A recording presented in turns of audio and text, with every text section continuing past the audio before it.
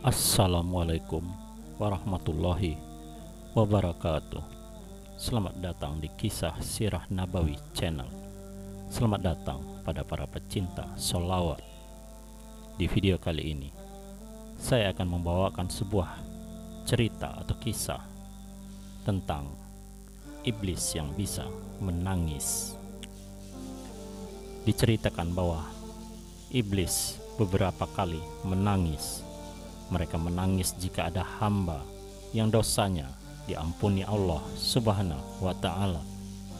Salah satunya saat Allah Subhanahu wa Ta'ala mengampuni dosa si pemuda yang mencuri kain kafan mayat. Berikut kisahnya. Dikisahkan bahwa iblis menangis saat turun ayat 135 sampai 136 surah Ali Imran. Asbabun nuzul ayat tersebut dikisahkan Abdurrahman bin Ghanam al-Daus bahwa sahabat Muaz bin Jabal mendatangi Rasulullah dengan mengatakan ada seorang pemuda tampan sedang menangis seperti anak kehilangan ibunya. Pemuda itu lalu dipanggil masuk menghadap Rasulullah. "Apa yang membuatmu menangis, wahai pemuda?" tanya Rasulullah. "Bagaimana aku tidak menangis ya Rasulullah?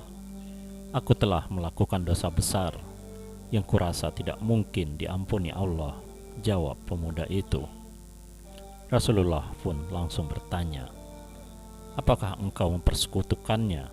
Pemuda itu serta merta menjawab, "Aku berlindung kepada Allah supaya aku tidak pernah menyekutukannya." "Apakah engkau membunuh seseorang yang diharamkan Allah untuk membunuhnya?"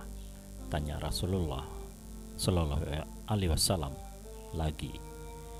"Tidak ya Rasulullah," jawab pemuda itu gemetar. "Kalau begitu, Allah Subhanahu wa Ta'ala akan mengampuni dosa-dosamu meskipun dosamu itu sebesar gunung yang menjulang tinggi ke langit," kata Rasulullah. Namun pemuda itu bergeming bahwa dosanya lebih besar. "Wahai pemuda, apakah dosa-dosamu yang lebih besar ataukah Tuhanmu?" tanya Rasulullah Shallallahu Alaihi Wasallam. Maka tersungkurlah pemuda itu dengan mengatakan, "Subhanallah, tidak ada yang lebih besar daripada Tuhanku. Kalau begitu, dosa apa yang telah engkau perbuat?" sergah Rasulullah Shallallahu Alaihi Wasallam.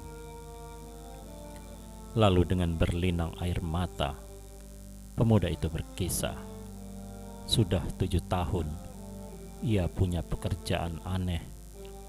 Pemuda itu gemar mencuri kain kafan mayat yang baru saja meninggal untuk dijual lagi ke pasar. Pada suatu hari, ada seorang anak gadis Ansar meninggal dunia. Setelah dikubur dan tinggalkan keluarganya, makamnya ia gali dan ia lucuti kain kafannya. Usai mengambil kain kafan tersebut, ia tinggalkan mayat itu dalam keadaan telanjang di bibir makam. Lalu pemuda tersebut bergegas pulang. Sesampainya di rumah, ia membayangkan keindahan tubuh mayat itu. Ia kembali ke makam semula karena tergoda keindahan tubuh mayat tersebut. Ketika melihat mayat telanjang itu, ia tidak dapat menguasai diri sehingga akhirnya menggauli mayat itu.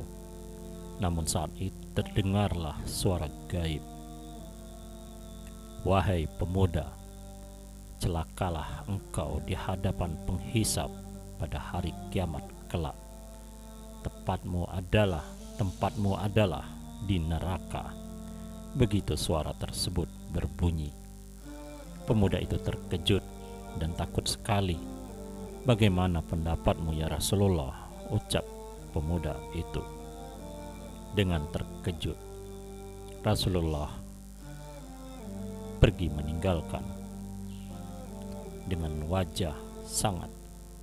terkejut Rasulullah berkata, "Nyahlah engkau dari sisiku." Aku takut akan terbakar bersama apimu. Pemuda itu pergi, segera meninggalkan Rasulullah dengan wajah sangat memelas. Ia pergi mengasingkan diri di suatu tempat. Selama 40 hari ia menangis terus-menerus, memohon ampun kepada Allah. Ya Allah, ampunilah segala kesalahanku dan berilah wahyu kepada nabimu.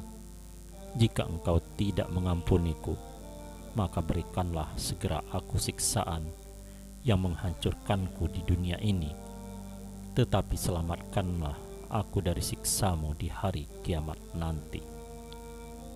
Rupanya tobat pemuda itu diterima Allah dengan turunnya ayat 135 sampai 136 surah Ali Imran. Setelah menerima wahyu itu, Rasulullah bersama para sahabat berangkat mencari pemuda itu. Akhirnya pemuda itu ditemukan di antara dua batu besar dalam keadaan lemah dengan mata sembab karena banyak menangis. Rasulullah Shallallahu Alaihi Wasallam kemudian menghampiri pemuda itu dan membersihkan debu-debu yang menempel di kepalanya sambil bersabda, "Aku ingin memberi kabar gembira kepadamu bahwa engkau kini adalah orang yang dibebaskan Allah Subhanahu wa Ta'ala dari api neraka." Kabar diampuninya dosa pemuda itu sehingga terbebas dari neraka sampai juga kepada iblis.